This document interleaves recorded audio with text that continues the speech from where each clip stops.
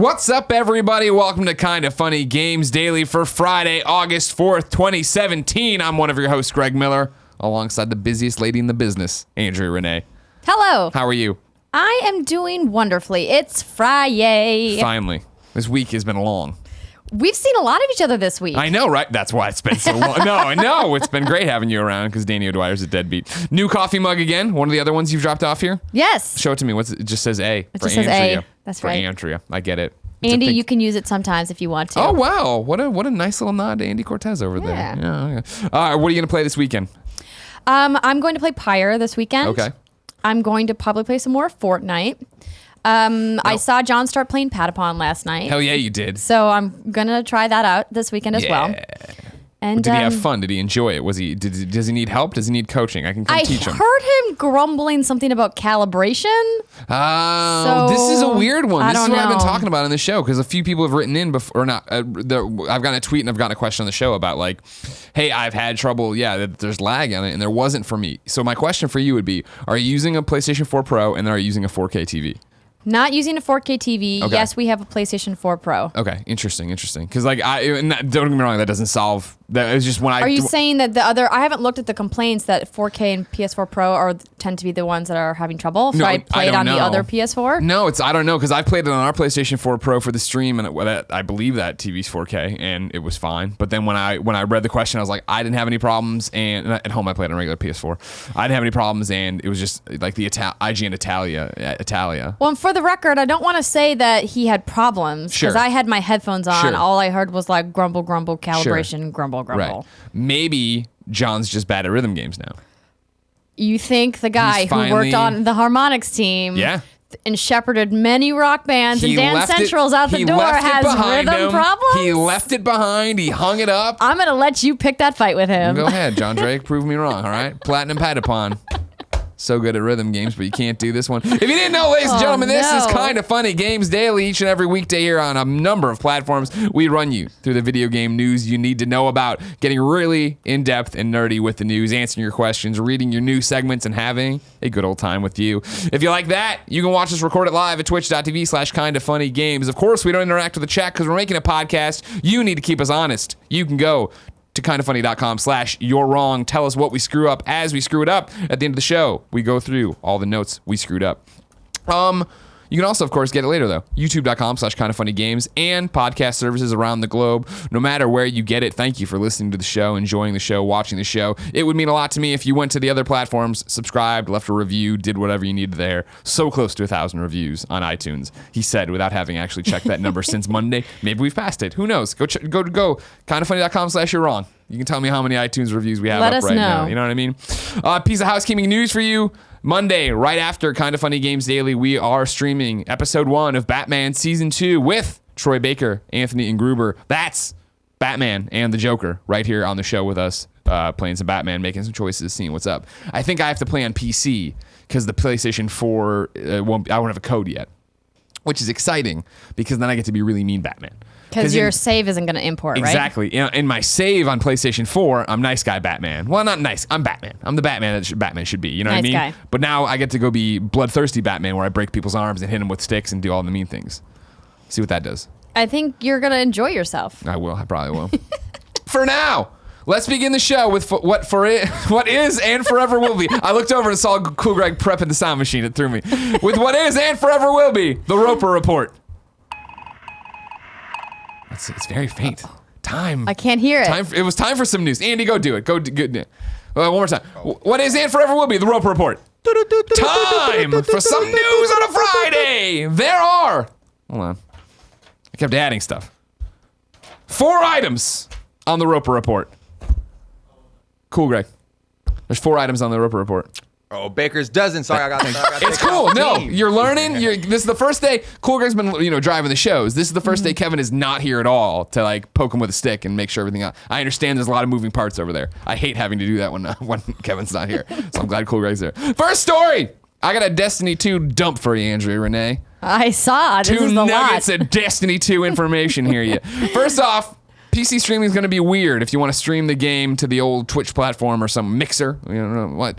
You can use Mixer for PC games as well, right? I've never tried. Exactly. But now we're going to get 3,000 people writing in from Mixer. Yeah, you can use PC games, I know. Bungie has put up this information about streaming Destiny 2 from a PC. To help ensure that every player will have a fair shot at fun and glory in Destiny 2 on PC, we resist attempts by third-party applications to insert code into the game client. This may result in incompatibility between Destiny 2 PC and the features of common third-party applications. What this means, and there's a whole bunch of stuff, but I've popped out the big ones for you. The game capture mode of applications such as OBS and XSplit, arguably the two biggest streaming. I don't think it's arguable. I think that's probably fact. Well, it's one of those. I mean, there's someone's going to argue it. Yeah, Mixers, I get it. Game Live or something. OBS and XSplit is not supported. The following methods are supported for capturing video of Destiny 2 on PC. To capture while playing an exclusive full screen hardware capture through methods such as Elgato, AverMedia, or a dedicated streaming PC is supported. NVIDIA Shadowplay and AMD Relive are supported. To capture while playing in windowed mode, including borderless full screen, OBS and XSplit screen capture mode is supported. OBS and XSplit window capture mode is supported. Now, that's confusing to me, of course, because Kevin sets everything up, and I don't play PC games. As somebody who sets this up for What's Good Games, this is not that shocking. Right. Like, a lot of PC games are the exact same way. This is not like, oh my gosh, how dare they? Because it works with OBS and XSplit. It just doesn't work in the way that OBS and XSplit see it as its own thing. It doesn't see it pop up as Destiny 2. You have to window it, correct? Yeah, well, I mean, and OBS is what we use. We use OBS Studio. It's finicky. It's great software. We love using it, but it's got some quirks every once in a while. And for us, when we are streaming a PC game like this, we generally have multiple things open with OBS, so we can monitor Twitch chat and things like that. We have other applications going, so we rarely play in full screen anyway. We're almost always in windowed. I don't know how other streamers out there prefer to do theirs, but that's how we do ours. I think when I initially saw, of course, 140 character version of this going around that it doesn't support OBS or XSplit, you're like, what the fuck? And then to jump into, you're like, oh, it doesn't support it in quotes in the way that it doesn't see it as its own feed to say Destiny 2. You can still window it and do it. It's just not that integrated function because they don't want to let somebody else come in and integrate their code. Yeah, well, I've been having problems with Skype being a thing that I have to use in windowed mode too. So streaming anything's a nightmare. Yeah, streaming is hard, you guys. Yeah, streamers out there to understand. Meanwhile, voice communications, there's more stuff there too. Who's talking and visual notification features such as those provided by Discord or Mumble are not compatible with Destiny 2. Notification features may still be provided through the third-party application. Again, you can still use those things while you play Destiny. It's just not going to give you the visuals that some programs allow you to use when they play their game and do these different things. Yeah. It's all not a lot of nothing, but it's a hullabaloo right now that I don't think's as severe as people are making it out to me. No, I don't think there's a reason to make a fire over this. This is not that big of a deal. Yeah. But it's Destiny 2 news, and we're excited because Destiny 2 is getting closer. Yeah. And it's the first time it's on PC. The beta is almost here. Don't play it on PC though. Come on now. We can't full screen it. All right? That's the big deal. That's what Destin put out. Like Destin Legary from IGN was like, it was actually, he was talking to Total Biscuit, who was like, Total Biscuit's like, don't make people jump through hoops for this Destiny 2. Destin was like, I don't understand. It's not that bad. You know what I mean? Like, it really is not. To which my only, and I said, I was like, I don't have a horse in this race at all because I don't know, I don't even know how to turn on a PC most of the time.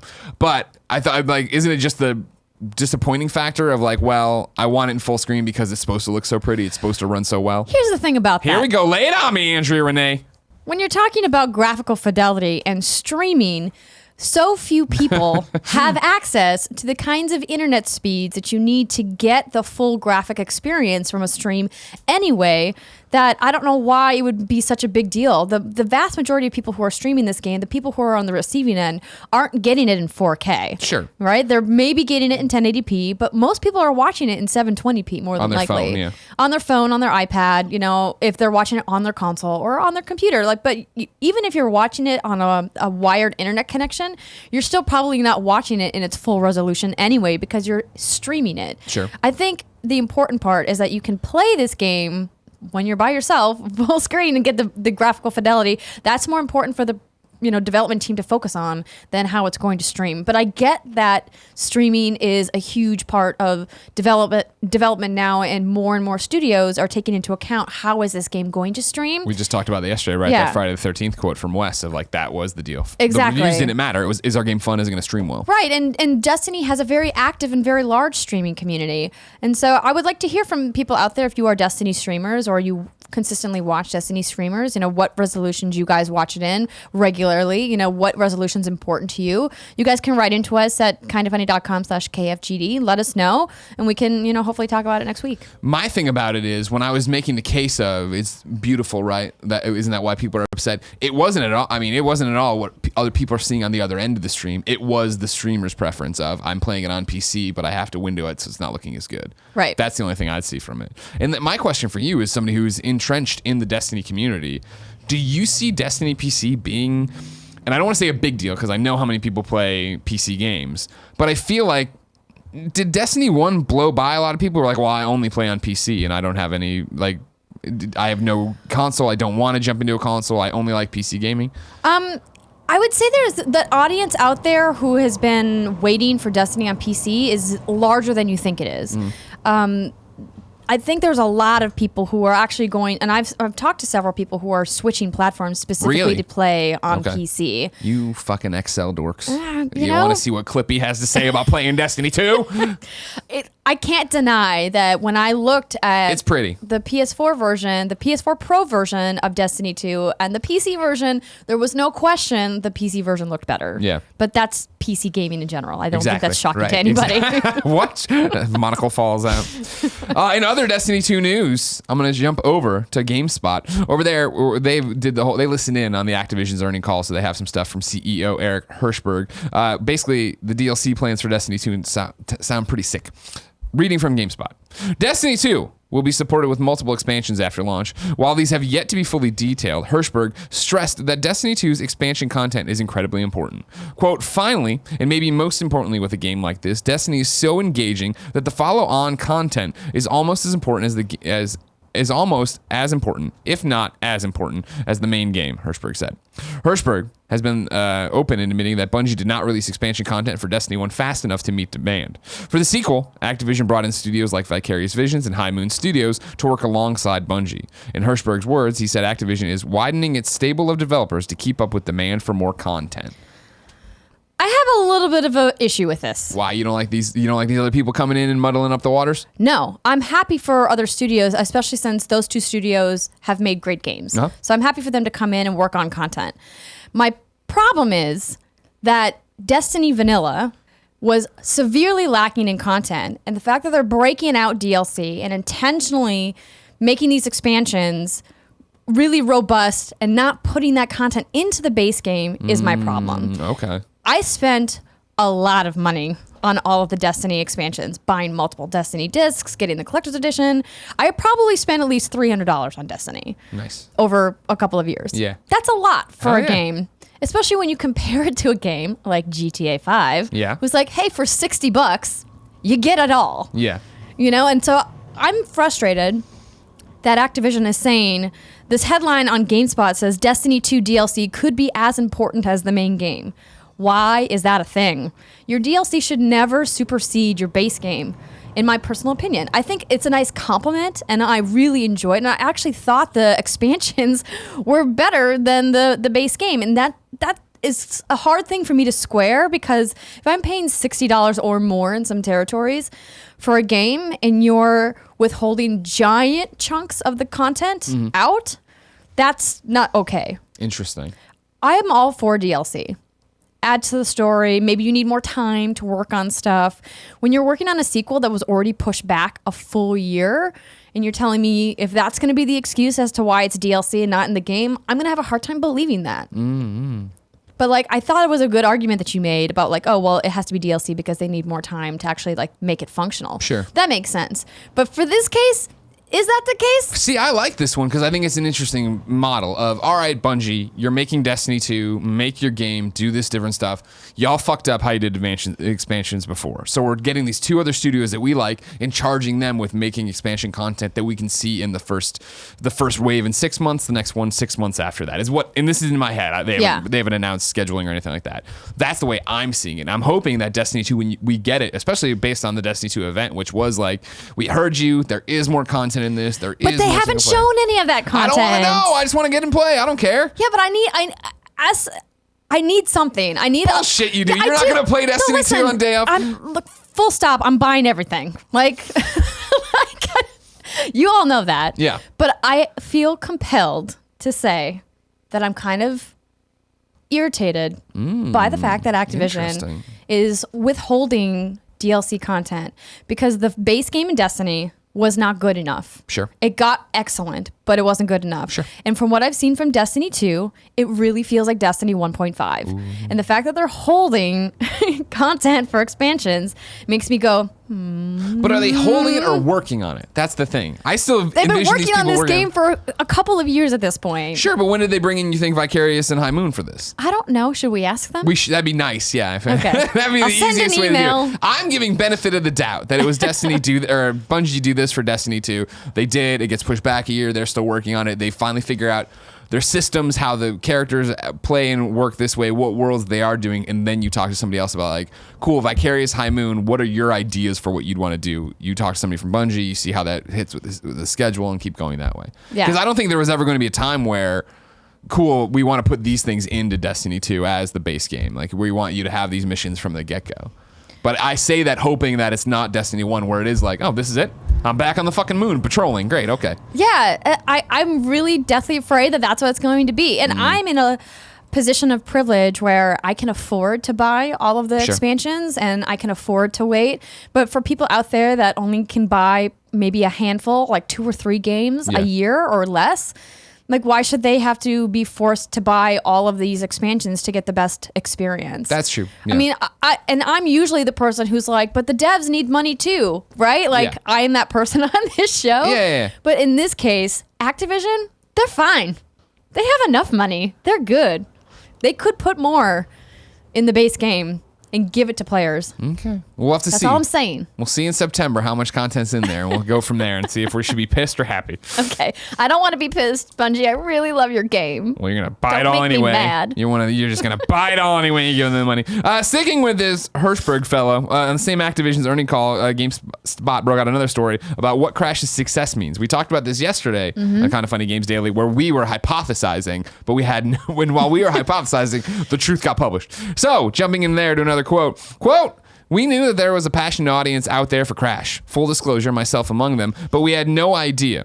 It's hard to tell if that's a vocal minority or that's a real mass audience until you put something out there.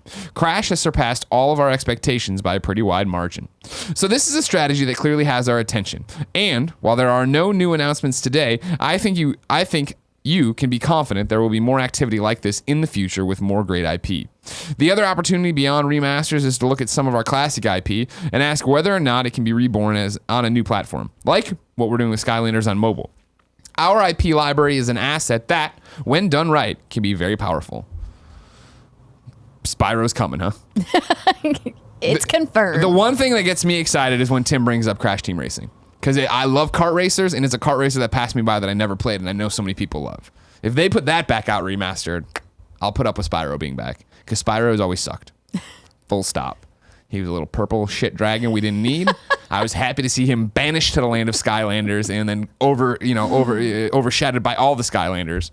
But if I got to put up with another goddamn Spyro game to get Crash Team Racing, fine.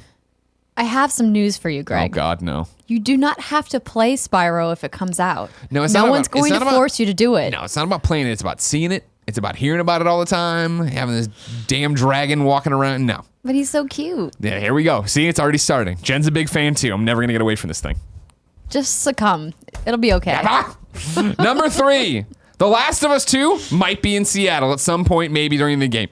I got this from Kotaku, but a Redditor has a bunch of concept art comparing real Seattle parking meters, parking signs, and even the parking garage that's in concept art that Naughty Dog put out that make it all seem very much that, yes, this is set in Seattle, which is fascinating. I always like a good deep dive into concept art and Easter eggs and stuff to that effect. But it's cool. I doubt the whole game's in Seattle. You know what I mean? Like when we played Last of Us, right? It was a cross-country journey. So Last of Us 2, I would assume probably something similar. We're out there doing a whole bunch of different things. But Zach W. Carpenter wrote into kindafunny.com/KFGD just like you can. It says, "Good day, G&A." According to Kotaku, some people are predicting that The Last of Us 2 will visit Seattle. My question for you is, what other cities would you like Naughty Dog to have Ellie and Joel or Ghost Joel visit? Keep on cluster trucking. Party mode up at youtube.com/kindoffunnygames. He says, thanks, Zach W. Carpenter.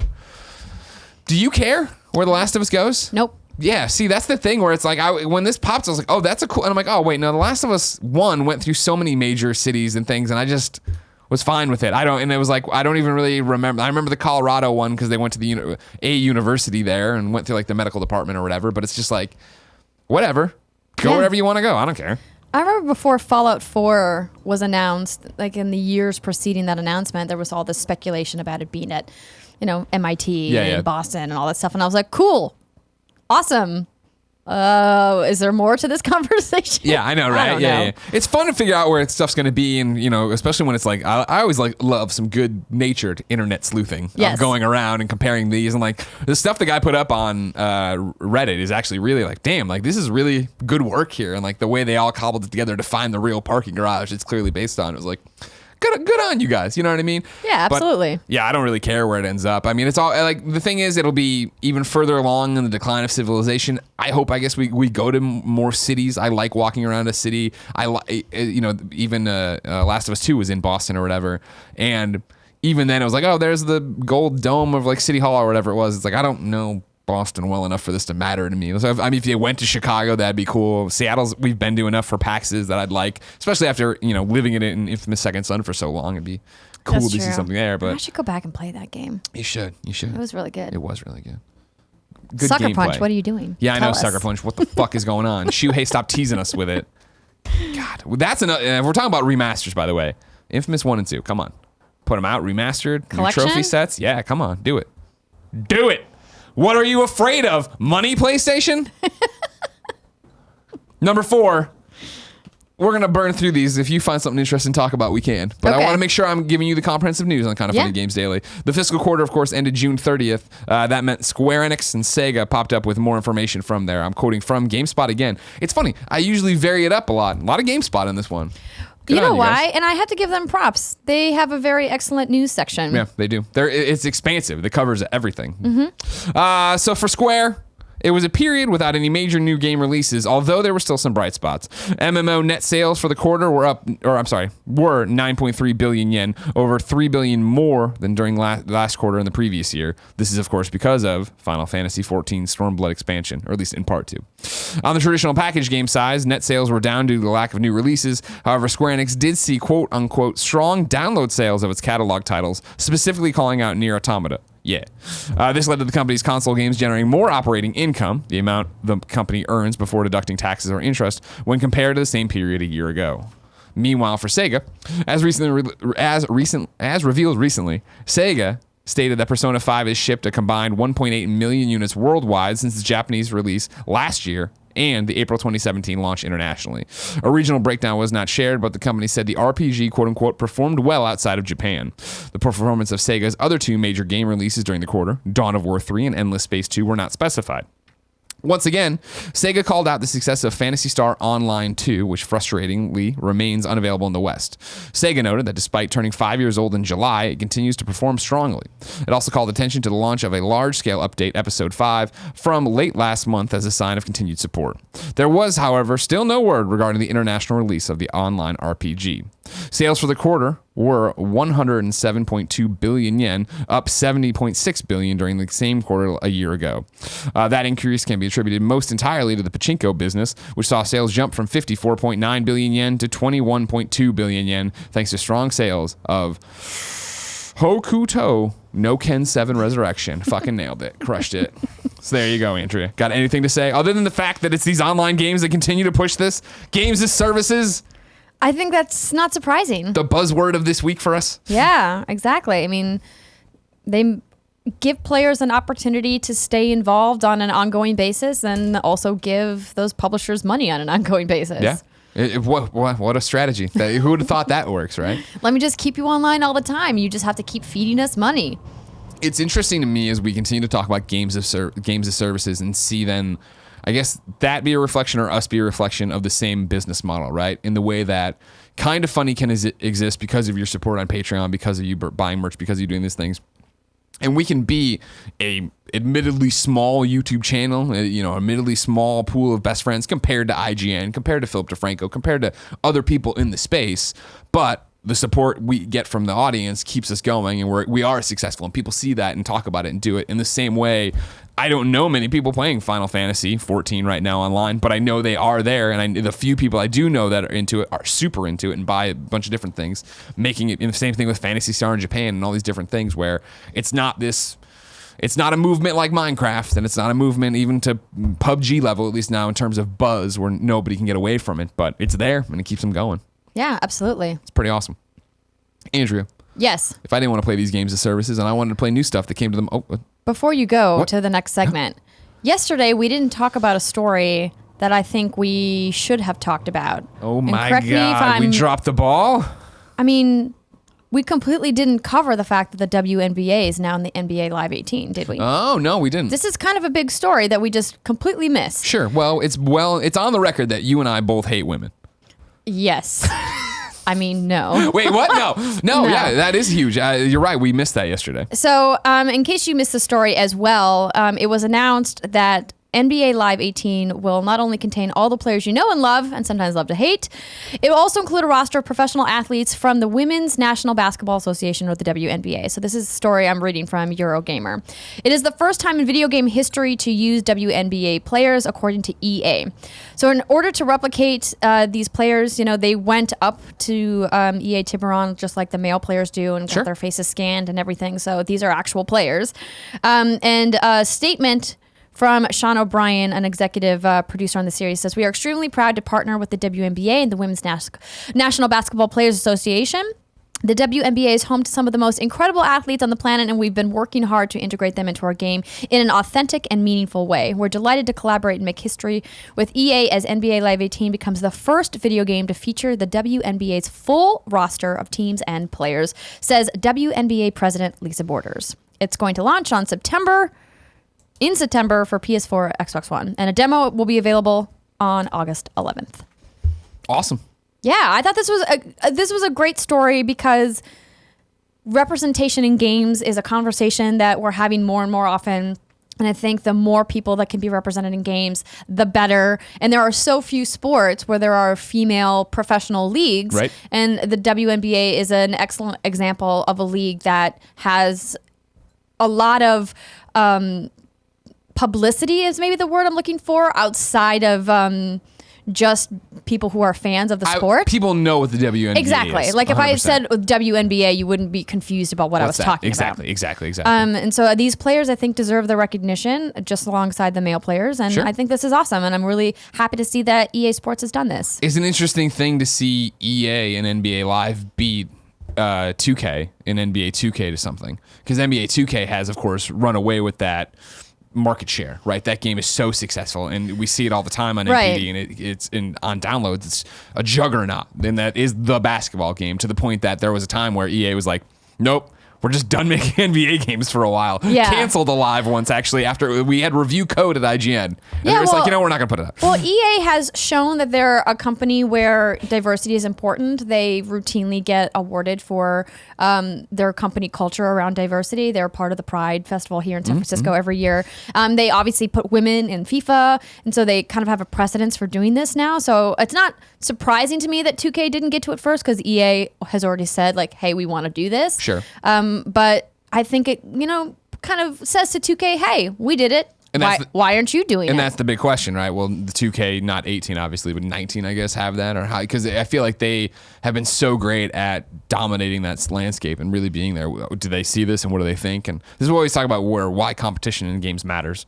Like, how like when Madden just became the NFL game, you're just like, well, all right, I guess whatever we get every year is what we get. It doesn't matter. No more. Sega's not pushing them. The audience for sports games isn't so diverse and vast as far as like sheer numbers of people that maybe it can support multiple games in each sport. I mean, we have one or two for each sport generally, but I can't imagine sports games becoming as plentiful as, say, shooters. Sure, 100%, right. And that's just how I think when people start getting licenses, and then of course have an engine that works and has been around for so long and that's always the thing. Madden likes, people like to give Madden so much shit, right? Of like, oh well, it's just a roster update. Well, it's like, well, no, they actually put a lot of stuff in there. And there's a lot of little changes. Like, well, and having to do the likenesses for all of those players and how the player rosters change so frequently, that's a lot of work.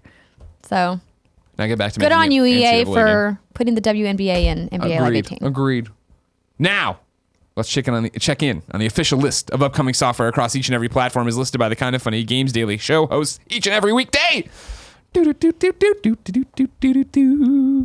Out today, there's a trailer you want to talk about. Yes. The trailer for Good Game technically launched yesterday right when we were doing the show, so we didn't get it into the show notes. So Good Game is a YouTube Red original series, executive produced by Dan Harmon of Community and Rick and Morty fame.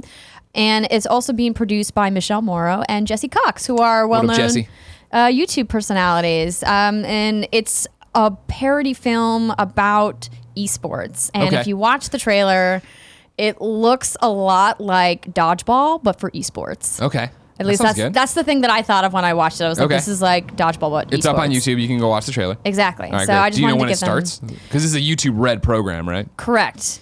I should know the answer to that. What does but matter? I don't. The trailer's up. Go watch the trailer, and it's really tell funny. you. Yeah, it'll be great. Meanwhile, on the game front, Viewpoints is out on PC. Mr. Shifty is on Xbox One. Race Arcade is on Xbox One. The Way is on Xbox One. And, oh, sir, the Insult Simulator is on Xbox One. A game I downloaded forever ago because it sounds like a good party mode game, but I've never turned it on, so I know nothing about, oh, sir, the Insult Simulator. But it sounds like something to be cool. I've gotten a lot of emails about it, and I've also had the same thought. Yeah, right? But you haven't opened it either. It's just sitting on our We just gotta make it happen. Right? Too much stuff to do. New dates for you. Icy is coming to the PlayStation 4 August 8th. I'm super excited to say, because I was a big fan of the first game, Another Lost Phone, Laura's Story, is coming to Steam, the App Store, Google Play the fall. Did you ever play A Normal Lost Phone? No. Really enjoyed it. And it was a mobile game that I played on my phone, and the idea is that once you turn it on, you're in this other person's phone. And so your phone is their phone, and it's as if you found this phone. And so you have to it's like a Gone Home or a narrative like that, but there's no walking simulator to it. Oh, interesting. You go through and you read the conversations you can, and then like somebody will mention a password. So you're snooping on this person. Well, you found this phone. Don't you want to give it back to somebody? You know what I mean? And it also, like the messages on A Normal Lost Phone that start are like, it's dad. Hey, just checking in. Hey, haven't heard from you. What is going on? Call us. Like something bad has happened. I immediately want to know what's in the photos. Did you go to the photos? You go to the photos big time, Andrew. It's a huge part of it. You got to play it. It's great. So I'm excited for Laura's Story, Another Lost Phone coming out this fall. And then Hearthstone's Knights of the Frozen Throne comes August 10th. And we got a question about that yesterday, but the release date just got announced. There you go. Meanwhile, on Deals of the Day, we talked yesterday about I Am Setsuna getting a Switch discount. Tumbleseed is also on sale. It's down to $9.99 from its $14.99 price point. You remember those developers talked about, lamented, and not in a bad way, but we're lamenting like, man, we sure didn't sell enough copies of this game. This is a harder thing than we mean to do, so go into that. Go get that. Now, though, I have a new segment for you, Andrea. Yes. This was submitted, of course, on kindafunny.com/KFGD. It's called I'm Angry. Amiibo Angry. MSU Hitman writes in with a novella. So fucking strap in, everybody. It's long, you guys. Dear Greg, Andrea, and or Tim, I don't know why you think Tim would be. Sorry I'm behind on the show. That makes sense. And think you should know it's 2014, 2015 again in Amiibo land. And if you don't pre-order them, you're out of luck. Many outlets have touched on how Nintendo has not reprinted older Zelda line Amiibo, but failed to mention that the 3 different store-exclusive links featuring older Zelda games released in June. GameStop, Best Buy, and AZ What store is AZ? Amazon, maybe? Ah, nice. Each had an exclusive link from Twilight Princess, Majora's Mask, and Skyward Sword, respectively. What was it? Hey, shut up. There's a lot of words I'm trying to get through. That were sold out at launch, and Amazon had the gall to not do pre-orders for their SS Link amiibo. I'm just going to read it as is from here on out. Skyward Sword. And only release it on launch day and only to Prime members. It has not been restocked even once since the launch. The GSBB links got one short restock on their websites. And the SS Link amiibo goes for over $60 online now. Amazon crapped the bed again 2 weeks ago by holding Female Corrin, their Player 2 exclusive Smash amiibo, until release date, but this time open for anyone, which caused its page to crash. Female Corrin was only available for around 10 minutes if you used one touch to complete your order. Even then, many orders were sent the regular male Corrin instead, and no restocks. Again, unlike GS and BB, Female Corrin now sits at about $70 shipped online. And the Samus Metroid amiibo everyone was flipping out about last week, pre-orders are sold out nationwide. Yes, even Amazon and GameStop location only got 3 each. And I'm betting we will also see a Breath of the Wild like jump on the price of the Samus/ZSS amiibo from the Smash line, since they were also unlocked free health tanks, missile packs, and Samus Return to 3DS. Whom at Nintendo of Japan gets off on seeing all these non-Australian Western stores about how short supply and demand amiibo are in. For some reason, all the short supply / high demand amiibo in NA and Europe are generally plentiful in Australia. They have been pulling these tactics since 1989 with Super Mario Bros. 2 and Zelda 2 on NES, and whether they are legitimate reasons for their constant issues on supplying everything from hardware to games, parentheses 2013 was the year from hell on Nintendo's supply of physical games to retail, and parentheses to amiibo and back to hardware. When will Western gamers say enough is enough and just drop Nintendo cold turkey? Sorry for the long message, and I hope the paragraph showed up in this Google form, MSU Hitman. Wow. Why are you even caught off guard, MSU Hitman? You talk about it. This is Nintendo's MO since '89. This is Nintendo as long as I've ever been cognizant enough to be a consumer that everything is shorted, from the NES Classic to the SNES Classic to the Wii to the Wii. And that's why it's with Switch. It's like, their components are actually hard to get, and it's like, you've been screaming wolf so long, I can't tell if this is a true one or not. Yeah. So yeah, the amiibos here, they're breaking your back, they're doing this thing.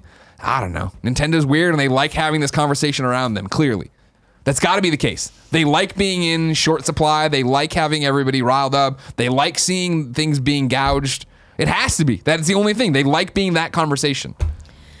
It's a frustrating conversation, and I spoke to several people in the comments on, this show on YouTube about this amiibo situation this week.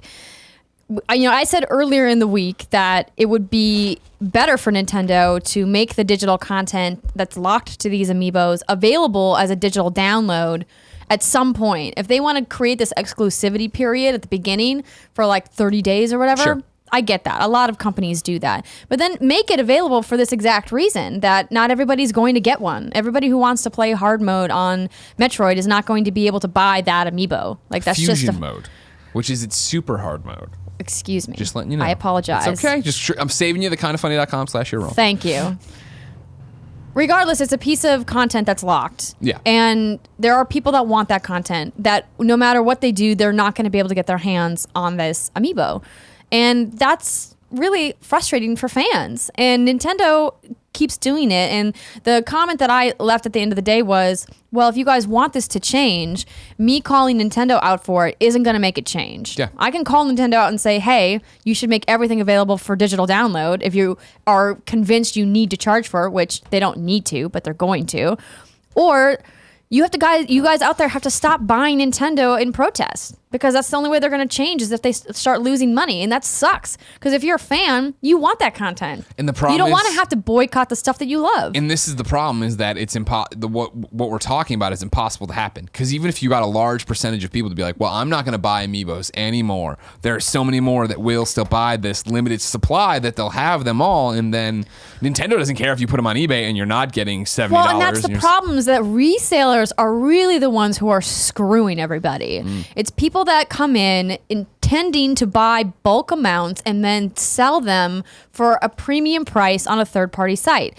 That's the really unfortunate part here. And then we've seen some retailers taking specific tactics to try to ward this off. For example, ThinkGeek recently with these new NES Classic bundles that we saw, they limited it to one per person. They're like, you can only buy one. So if you're a reseller, you would have to make so many different accounts that they were hoping that it was discouraging to people.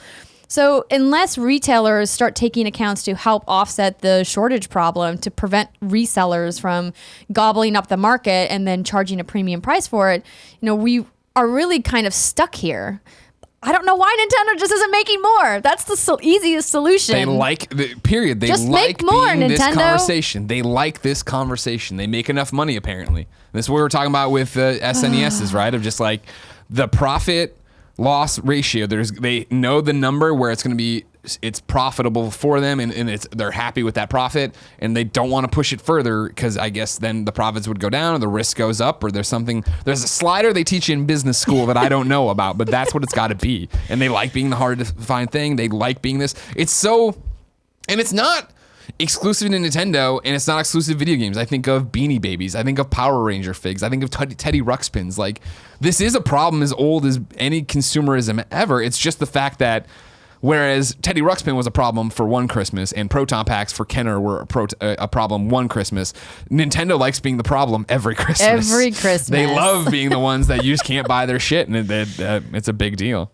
But it is that thing that then you have, and this isn't me at all throwing stones, but you have Dan Reichert or you have Zyger from our community who are like, take pride in the fact that they've assembled all their amiibos. And here's the photo of how I'm displaying all my amiibos. And there is that, because you're talking about it from the DLC angle on just the Metroid stuff, but clearly MSU Hitman is talking about amiibos from the dawn of time till now. Like, he's in it for the amiibos, which is that gotta catch them all, scratch the itch thing. And it's fascinating to see Nintendo do this and play with it. In the similar vein, we're going to transition seamlessly into reader mail, where you can be part of the show, kindafunny.com/KFGD, where Ian in Idaho wrote in, and he said, must be read in angry rant Greg voice. Greg, why do you keep telling people to buy Switches and sell them on eBay? As a person that sells on eBay a lot, I want you to know that they are selling for about the same at retail as they are on eBay. People that try this will lose money unless they wait till Christmas and gouge the community. So please, for the love of everything that's holy, stop. Love the show and keep up the good work. P.S. Patapon is overrated. Winky face. You're wrong, Ian in Idaho.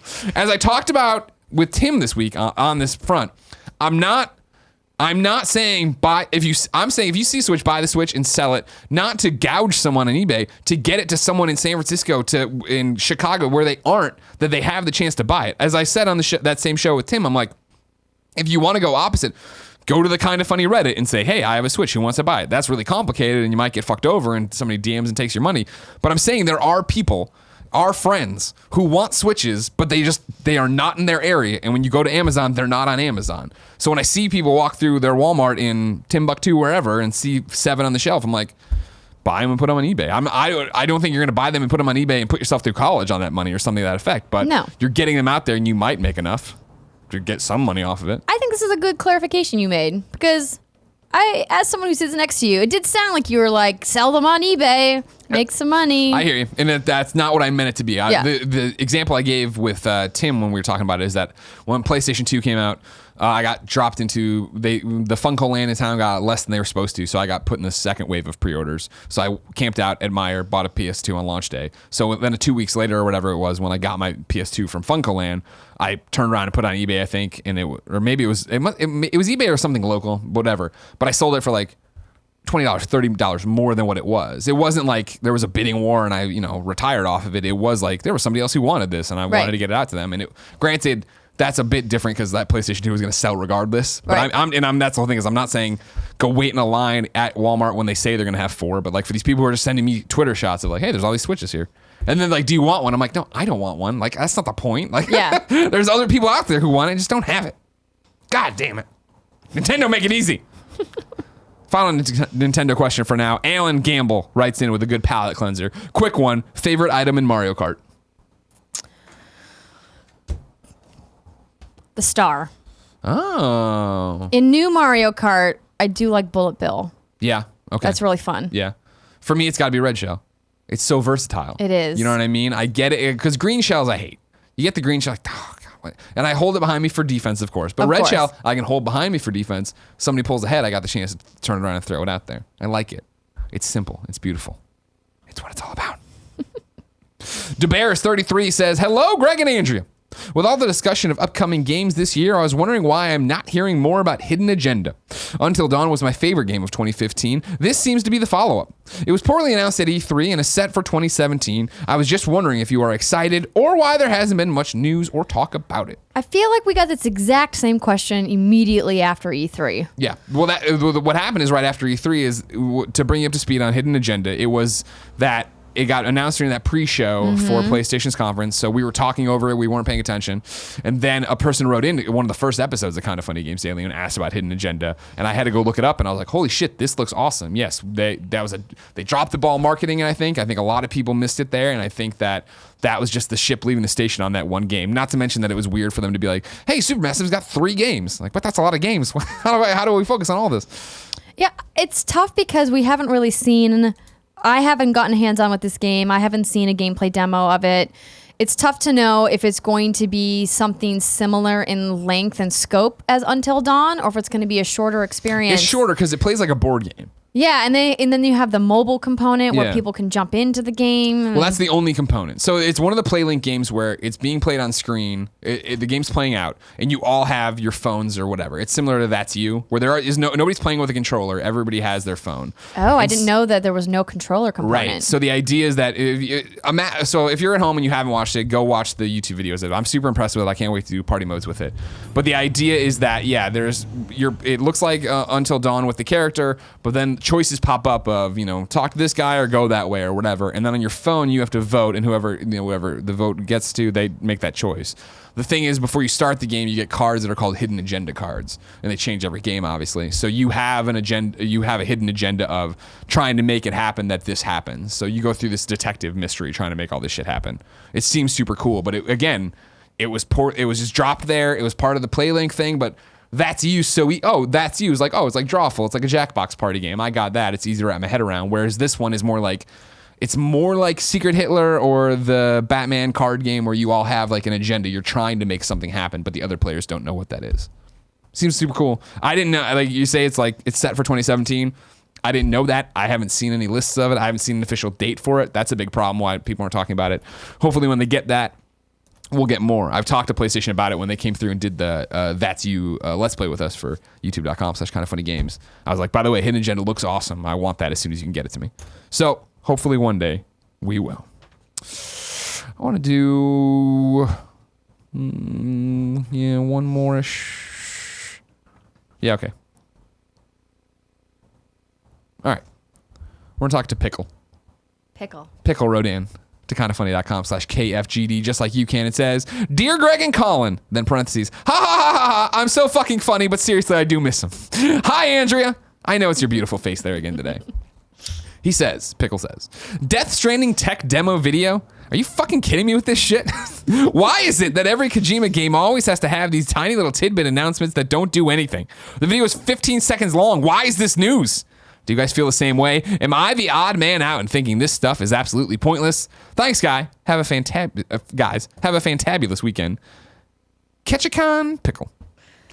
Did you see this today? Yeah, so there's a reason we didn't put it in the news, but there's one reason for this, and it's because Kojima is an auteur. Yeah. And auteur means ego, and he wants everybody to know, look at what my fancy thing can do. This happened when... Do you remember PT? And He said he was on the record in an interview saying we had to dumb down the graphical fidelity of PT so people wouldn't guess that it was a Kojima production. He said that on the record. I didn't see that. I was like, I believe it. I didn't see it. He's like, well, because everybody knows that if I'm making it, it's going to look amazing. So clearly we had to make it look crappier so people wouldn't guess that it was me. And I was like, did he really just say that? I'm sure it was lost in translation, right? That's sure. Sure.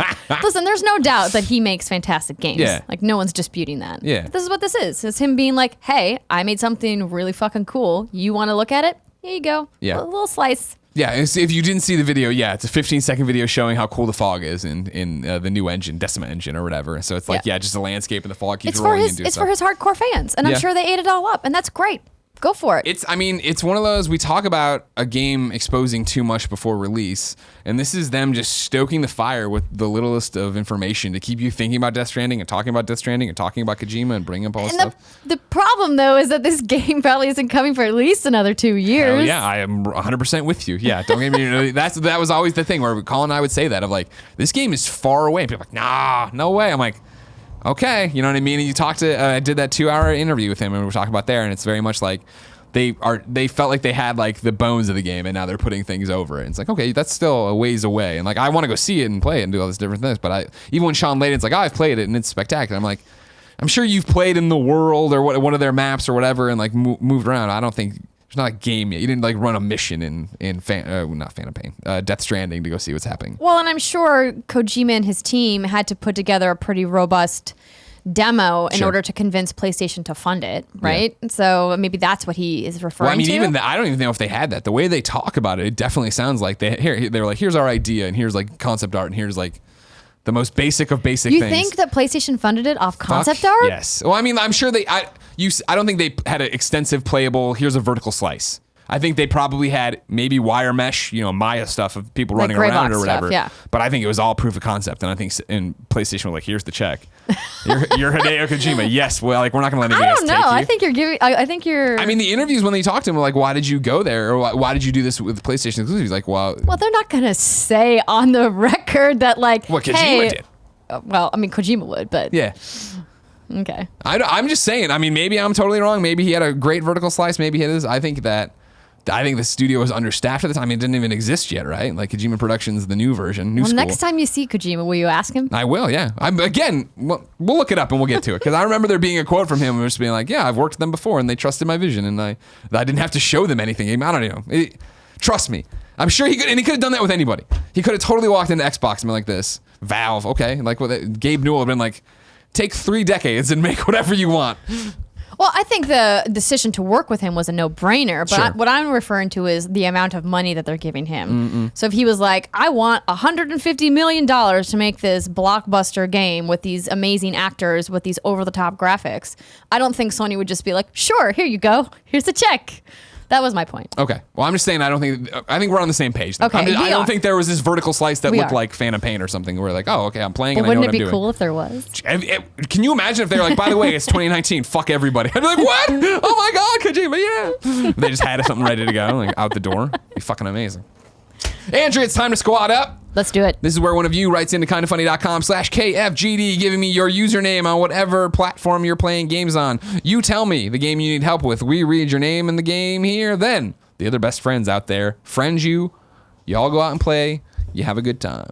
This is Luke Feltner. He needs friends on PC. He says specifically Steam and Discord. His Steam username is Luke Feltner _11. That's LUKE. FELTNER _11. His Discord is #5725. Why does he need friends?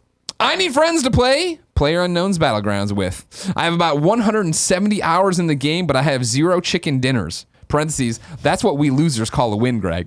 I've played the game. I know what a winner chicken. And even if I hadn't, everybody's tweeting out their goddamn screenshots. So everybody, this weekend, friend Luke. Again, Steam username, Luke Feltner _11, Discord 5725. Go play PlayerUnknown Battleground with him. Andrea? Yes, Greg. What did we get wrong? I'm going to look right now. Of course, ladies and gentlemen, if you're watching us record it live on twitch.tv/kindafunnygames, you can go to kindafunny.com/you're wrong. Tell us what we screw up as we screwed up, and every episode we come back to keep the record clean. No editorializing. Yes, the first one says, Andrea, at the top of the show, you said Friday instead of Friday. Oh my God, I did that damn it. intentionally. It's God Friday. damn it. No, this is not. Oh, you're wrong. As of today, you have 1,020 reviews on iTunes. Yay! Congratulations. Let's see if we can get to 2,000 by Monday morning. Oh my gosh, you're so demanding. Hey, you got to keep setting the goalposts. Congratulations. Thank you guys so much for supporting the show. Greg, you're right. Yesterday, someone tried to correct you for saying that Crash charted with only 1 day of NPD data for June. That is incorrect. The NPD doesn't track sales data starting on the first to the last day of the month, but rather looks at the entire week for when those dates fall, depending on what days of the week it falls on. Since June 30th fell on a Friday, that Saturday, July 1st, was also included in the sales data. June's period actually included May 28th to June 1st, hence making Crash available for 2 days, therefore making Greg right. For Thank future you. reference, here is a Google Doc from NeoGAF, which lists past and future NPD sales periods. Ooh, thank you. That helps out a lot, because when I said it, I remember I remember it from the month before when we talked about it, and them saying it was 2 days, and I was like, but there's no 31st of, whatever. Thank you very much for vindicating me. Person who tried to correct me yesterday, you now have to cut off your pinky and send it to me. So this is not a you're wrong, but most of the major Destiny streamers stream out at 900p, 60 frames per second, or 720p, 60 frames per second. So not 4K. Okay. But we don't know, because Destiny hasn't been on PC yet. We'll see what happens. Good Game has a release date of August 30th. That, of course, being the YouTube Red series that we talked about. The esports trailer is for a show. It isn't a film. Okay, did I call it a film? That's my bad. It's YouTube Red. It's content on YouTube Red. Yeah. This is another one. It's not a movie. It's a series. All right, we get it. That's my bad. Greg, I'm going to say you are wrong. I have Patapon Remastered, PS4 Pro, 4K TV, and I have been having big-time timing issues, too. I also live in the U.S. and not in Europe. How does that make me wrong? I don't think that it was makes you actually the wrong. suggestion I said people might be having problems with it about. Oh, okay, yeah. I think I that don't was know. just a confusion. Okay. You can fuck right off, sir. You deserve those Patapon problems. Hidden Agenda is up on the PSN store for pre-orders, but its messaging sucks on there as well because the trailer isn't even for the correct game. Oh, God man. damn it, PSN. It's a That's You trailer instead. God damn it, PSN. That's used pretty good, though. Still free? Maybe? Remember, it was free for a long, long time. I don't know. That's it. Okay. One final segment. This trophy can go fuck itself. Ron Barron wrote in and said, I know there was already a This Trophy Can Go Fuck Itself segment this weekend, but I need to spread the word on the most garbage trophy I've ever seen and was clearly intended to be next to impossible to get to platinum. The game I'm referring to is The Elder Scrolls Online. This is the first MMO I've gotten into besides Wizard 101 when I was a kid, and I was prepared to get the platinum. I knew it would be time consuming, but I was ready until I saw that there's a trophy that requires you to become Emperor in PvP. Remember those reach the top 1% in leaderboard trophies on PS3? Well, this is even worse. Becoming Emperor requires you to be in the very best PvP player on the entire server. This trophy is practically impossible. When will developers learn? It's a great question, Ron. They won't ever learn. They're all monsters. They should all listen to us because we tell them the truth, but they don't want to hear it. They just want to go out there and make fog engines. Ladies and gentlemen, this has been Kinda Funny Games Daily for Friday, August 4th, 2017. Thank you for watching. Remember, Kinda Funny Games Daily is your every weekday video game news show. We dive in, get nerdy with it, answer your questions, give out names, say fuck a lot. It's great. We have a great time. Andrea, thank you for being here. Thanks for having me. It's been a great week. It has been. You're back Tuesday, right? Tuesday, Wednesday, Thursday next week. Great. All right, good. So there you go. Tim on Monday, Danny on Friday, and we will all make fun of Danny for never being here. Yes. Until next time, it's been our pleasure to serve you.